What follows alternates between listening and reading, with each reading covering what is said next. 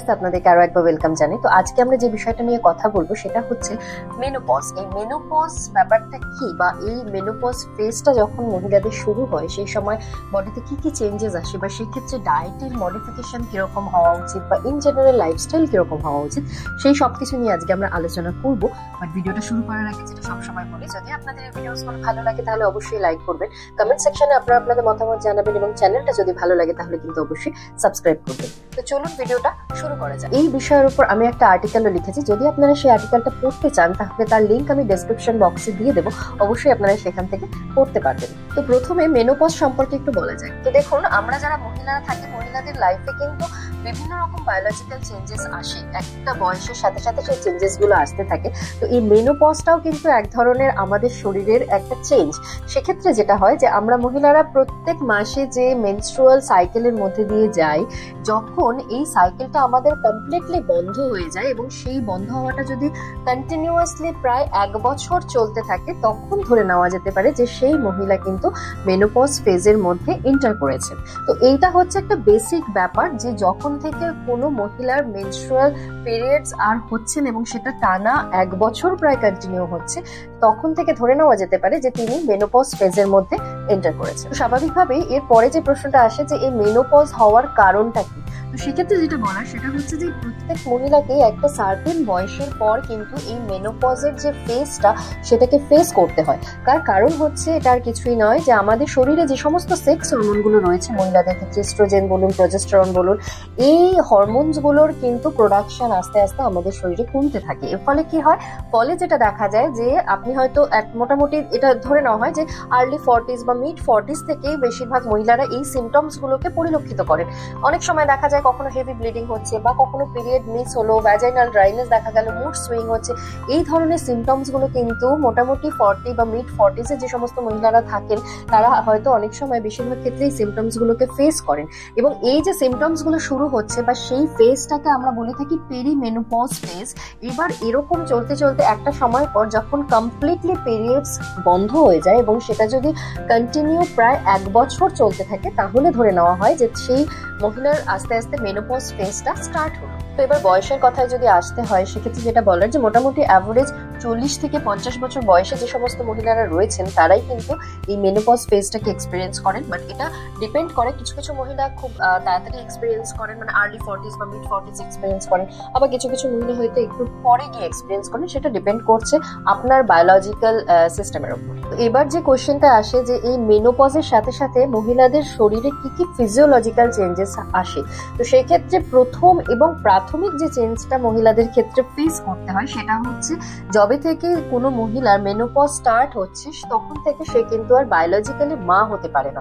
এবার এর সাথে সাথে আরো কিছু সিমটমস অনেকে ফেস করেন, সেটার মধ্যে যেমন ধরুন মুড সুইং হওয়া, ডিপ্রেশনের সমস্যা, রাতে ঘুম না হওয়া, হট ফ্ল্যাশেস, রাত্রিবেলা ঘুমোতে গেলে ঘাম হওয়া, ভ্যাজাইনাল ড্রাইনেস, ব্রেস্ট টেন্ডারনেস, তারপরে ধরুন বোন বা মাসেলের পেন হওয়া, এই ধরনের যে সমস্ত সিমটমস গুলো রয়েছে এগুলোও কিন্তু অনেক মহিলা ফেস করেন। এবার এটা ডিপেন্ড করে ইন্ডিভিজুয়ালি, কোনো কোনো মহিলার ক্ষেত্রে এই সিমটমস গুলো বেশি দেখতে পাওয়া যায়, আবার কোনো কোনো মহিলার ক্ষেত্রে হয়তো সেভাবে পরিলক্ষিত হয় না। তো সেটা ইন্ডিভিজুয়ালি ডিপেন্ড করে। তবে এই ধরনের সিমটমস যদি আপনি খুব বেশি দেখছেন, আপনার মধ্যে এই চেঞ্জেস গুলো যদি বেশি থাকে, তাহলে কিন্তু অবশ্যই এক্সপার্টের সাথে কনসাল্ট করুন এবং তিনি যেরকম বলবেন সেই অনুযায়ী চলুন। তো এবার যেটার কথা বলবো যে মেনোপজের সময়ে বা মেনোপজে যখন আপনি এন্টার করছেন সেই সময় থেকে আপনার ডায়েটে কোনো মডিফিকেশনের সে অর্থে প্রয়োজন আছে কিনা। এক্ষেত্রে প্রথমেই যেটা কথা বলবো সেটা হচ্ছে যে দেখুন, মেনোপজ হচ্ছে আমাদের প্রত্যেকটি মহিলার একটা natural change, natural hormonal change. তো সুতরাং এই প্রত্যেকটা মহিলাই কিন্তু আমরা এই ফেজটার মধ্যে দিয়ে যাব।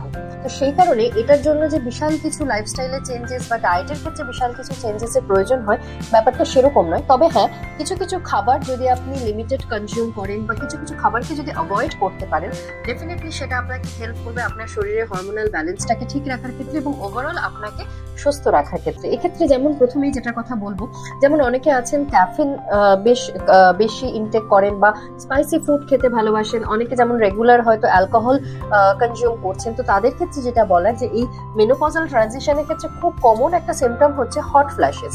এবার এই ধরনের যে সমস্ত খাবারগুলো সেগুলো কিন্তু এই হট ফ্ল্যাশেস এর সিমটমসটাকে ট্রিগার করতে হেল্প করে। তো সুতরাং বেটার হচ্ছে এই ধরনের খাবারগুলোকে লিমিটেড অ্যামাউন্টে কনজিউম করুন।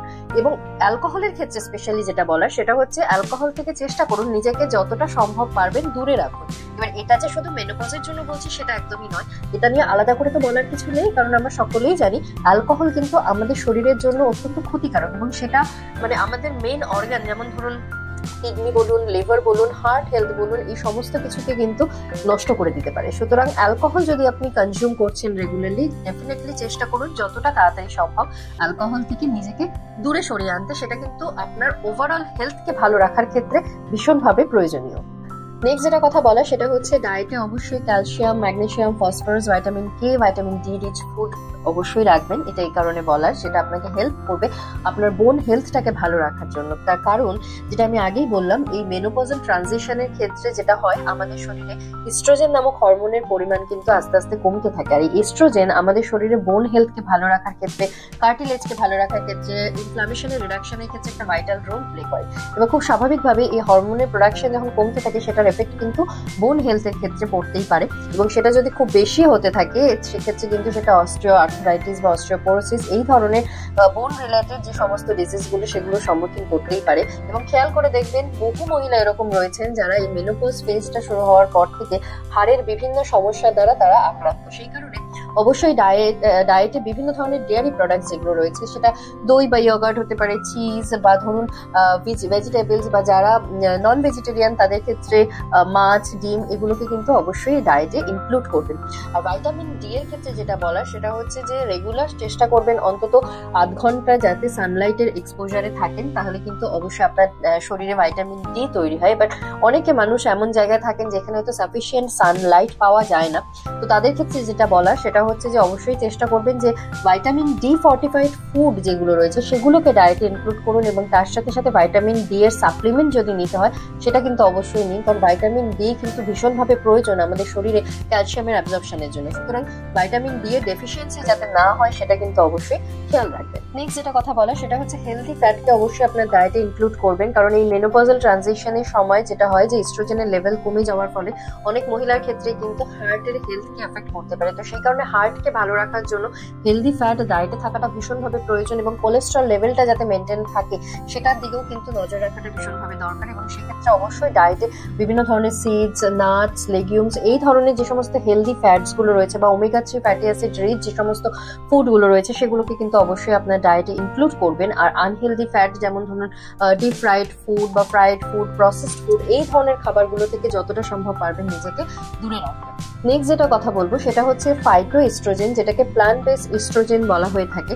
এই ফাইটো এস্ট্রোজেন কন্টেইনিং ফুডস যেগুলো রয়েছে সেগুলোকে যদি আপনি এই মেনোপজাল ট্রানজিশনের সময় ডায়েটে ইনক্লুড করেন তাহলে কিন্তু সেটা হেল্প করে মেনোপজাল যে সিমটমস গুলো রয়েছে সেগুলোকে রিডিউস করার ক্ষেত্রে, বিশেষ করে হট ফ্ল্যাশেস এর ক্ষেত্রেও কিন্তু ভালো কাজ দেয়। তো সেক্ষেত্রে ডেফিনেটলি আপনারা এই ফাইটোএস্ট্রোজেন কন্টেইনিং ফুড যেগুলো যেমন ধরুন ফ্লেক্স সিডস, চিয়া সিড, বেরি, পিনাট, সয়াবিন বা সয়া প্রোডাক্ট, গ্রেপস, পাম, ব্ল্যাক বা গ্রিন টি এই ধরনের যে সমস্ত প্ল্যান্ট বেস ফুডগুলো রয়েছে যেগুলোর মধ্যে কিন্তু ফাইটোএস্ট্রোজেন পাওয়া যায় সেগুলোকে কিন্তু আপনারা ডায়েটে চাইলে এই মেনোপজাল ট্রানজিশনটা যখন আপনারা করছে সেই সময় কিন্তু ইনক্লুড করতে পারেন। লাস্টলি যেটার কথা বলবো সেটা হচ্ছে ফিজিক্যাল অ্যাক্টিভিটি, কারণ এই মেনোপজাল ফেজের সময় অনেক মহিলাই ফেস করেন যে তাদের ওয়েট গেইন হয়ে যাচ্ছে, সেক্ষেত্রে ফিজিক্যাল অ্যাক্টিভিটিটা ভীষণভাবে প্রয়োজন। তবে এক্ষেত্রে আরেকটা জিনিসও বলার, যেটা আমি আগেই বললাম যে এই ফেজের সময় কিন্তু অনেক মহিলাই বিভিন্ন ধরনের সিমটমসকে এক্সপিরিয়েন্স করেন, লাইক হয়তো কোনো সময় মুড সুইং হচ্ছে, ডিপ্রেশন হচ্ছে,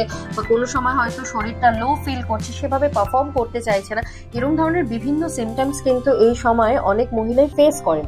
তো সেই কারণে নিজেকে অত্যাধিক পরিমাণ পুশ করার কিছু নেই। সবার আগে যেহেতু একটা নতুন ফেজ আপনার শরীরে বা নতুন একটা হরমোনাল চেঞ্জেস আপনার শরীরে এসছে, সেক্ষেত্রে সবার প্রথমে যেটা প্রয়োজন যে আপনি আপনার বডিকে বুঝুন, বডি কি চাইছে বা বডি কতটা পারফর্ম করতে চাইছে সেটা আগে আপনি বুঝুন এবং সেই অনুযায়ী নিজের জন্য গোল সেট করুন।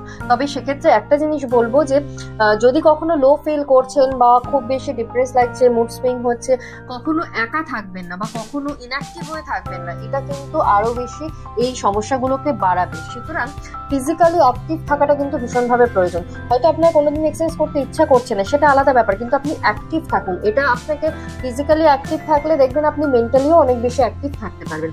তো সেই কারণে আপনি হাঁটুন, আপনি জগিং করুন, যেটুকু আপনার ইচ্ছা হচ্ছে ইনিশিয়ালি সেইটা দিয়ে কন্টিনিউ করুন। তারপরে আস্তে আস্তে আপনার শরীর বুঝে আপনার এক্সারসাইজের পরিমাণটাকে বাড়ান। কিন্তু ফিজিক্যালি অ্যাক্টিভ থাকাটা কিন্তু ভীষণভাবে প্রয়োজন, এবং সেটা কিন্তু আপনার ওভারঅল হেলথকে, সেটা মেন্টালি বলুন সেটা ফিজিক্যালি বলুন, ভালো রাখতে ভীষণভাবে সাহায্য করবে। তো সবশেষে এটাই বলার যে এই যে মেনোপজের যে চেঞ্জ বা এই হরমোনাল চেঞ্জেস এর মধ্যে দিয়ে কিন্তু আমরা প্রত্যেকটা মহিলাই একটা সার্টেন বয়সের পর যাব। এবার বেশ কিছু মহিলা থাকেন যারা খুব স্পোর্টিংলি এই চেঞ্জেসটাকে অ্যাকসেপ্ট করেন, আবার বেশ কিছু মহিলা থাকেন যাদের ক্ষেত্রে কিন্তু বেশ চ্যালেঞ্জ ফেস করতে হয় যে এই চেঞ্জটাকে অ্যাকসেপ্ট করার ক্ষেত্রে। তো সেক্ষেত্রে যেটা বলার, যাদের ক্ষেত্রে এই চ্যালেঞ্জটা মাত্রা অতিরিক্ত ফেস করতে হচ্ছে তাদের ক্ষেত্রে যেটা বলার সেটা হচ্ছে অবশ্যই কনসাল্ট করুন আপনার যিনি বিশেষজ্ঞ তার সাথে, এবং তিনি যেভাবে আপনাকে অ্যাডভাইস করবেন সেটাকে ফলো করুন। বাদ বাকি ডেফিনেটলি হেলদি ফুড খান এবং ফিজিক্যাল অ্যাক্টিভিটি রেগুলার করুন, যেটা আপনাকে হেল্প করবে ওভারঅল হেলথকে ভালো রাখার ক্ষেত্রে। এবং যত বেশি অ্যাক্টিভ থাকবেন তত দেখবেন ফিট থাকছেন, মেন্টালিও তত বেশি ফিট থাকবেন। এবং নিজেকে সময় দিন, যেটা ভালো লাগে, বিশেষ করে এই সময়টাতে যে জিনিসটা করতে আপনার ভালো লাগে, সেটা বই পড়া হতে পারে, গান শোনা হতে পারে, যা করতে আপনার ভালো লাগে সেটা করুন। নিজের জন্য সময় বার করুন, নিজেকে সময় দিন এবং ওভারঅল ভালো থাকুন। এবং যদি আপনি ভালো থাকেন, ফিজিক্যালি ফিট থাকছেন, তাহলে দেখবেন মেন্টালিও ভালো থাকবেন। এবং সেটা দুটোই কিন্তু ফিজিক্যালি এবং মেন্টালি ফিট থাকাটা কিন্তু আমাদের ওভারঅল ভালো থাকার জন্য ভীষণভাবে প্রয়োজনীয়। তো এটা ছিল মেনোপজ রিলেটেড একটা ভিডিও। আই হোপ আপনাদের ভালো লেগেছে, এবং যদি ভালো লাগে তাহলে অবশ্যই লাইক করবেন, কমেন্ট সেকশনে আপনাদের মতামত জানাবেন, এবং চ্যানেলটা যদি ভালো লাগে তাহলে কিন্তু অবশ্যই সাবস্ক্রাইব করবেন। So thank you very much আপনাদের প্রত্যেকের অ্যাটেনশন দেওয়ার জন্য। ভালো থাকুন, সুস্থ থাকুন, বাই।